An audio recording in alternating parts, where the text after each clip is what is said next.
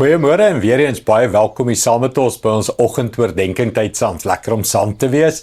Ek dink jy weet nou al, ons is deur die hele Julie maand deur oorwinter in die psalms. En ons gaan Augustus dit ook doen. So ons gaan verder ons Psalm 24 vanoggend oor hierdie woorde. Psalm 24 vers 3. Hy sê: Wie mag teen die berg van die Here opgaan? En wie mag in sy heiligdom staan?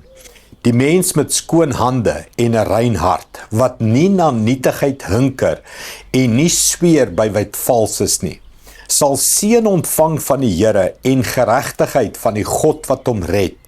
Dit is die geslag wat na hom soek, hulle wat u teenwoordigheid opsoek. Dit is Jakob. Wie mag teen die berg van die Here opgaan? Dan sê hy die wat rein is, die wat opreg is. Nou ek weet nie van jou nie, maar ek voel nooit goed genoeg nie. Ek voel nooit rein genoeg nie. Ek voel nooit opreg genoeg nie.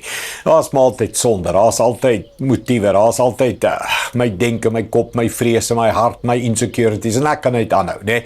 En ek dink ons almal voel so. Maar dan eindig hy sê die wat soek na die Here. En hier's wat ek wil sê, hier kwalifiseer ek, en ek dink jy ook. Ons soek nou, dis waarom elke oggend is jy hier. Elke oggend sit jy jou foon aan, of tablet, of TV, of wat ook al, en elke oggend maak jy jou Bybel oop, en elke oggend bid jy, hoekom? Want jy soek na die Here. So wie mag na die Here toe kom? Die wat hom soek. Die wat weet, sonder hom is ek niks, sonder hom kan ek niks doen nie, sonder hom is ek bankrot. Ek dink net aan hoeveel keer sê ek dit vir my span en vir ons hier by die kerk. Mense, ons kan hard werk, ons preek, ons sing liedjies, ons beplan programme, ons doen allerlei goed, maar sonder die Here se teenwoordigheid. En hier is my vraag, soek jy sy teenwoordigheid in die oggend? Soek jy om tyd met hom te spandeer? Soek jy sy stem? Soek jy sy wil? Soek jy afhanklikheid van hom? En as jy dit doen, is jy welkom om teen die berg van die Here uit te klim. En ek wil jou nooi vanoggend. Nie omdat jy volmaak is, nie omdat jy perfek is nie, maar omdat jy 'n honger vir hom. Dit was Dawid se geheim. Dawid was vol foute, maar een ding het Dawid gehad. Hy soek die teenwoordigheid van die Here. Kom ons bid dit saam. Hemelse Vader, ons het baie foute, baie, en ons het soveel tekortkominge. Dankie vir Jesus wat dit moontlik maak, dat ons sonde vergewe is. En dan hierdie groot begeerte in my hart. Ek soek U, ek soek net U.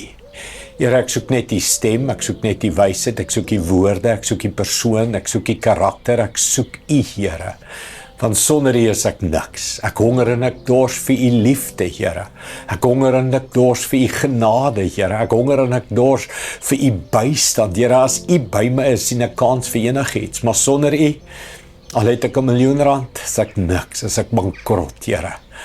Ons begeer U. En dankie, as ons U begeer, is ons welkom om teen die berg op te kom. En ons kom nou in die teenwoordigheid en ons sê, hier is ons, Here, U seuns en U dogters, en ons soek U.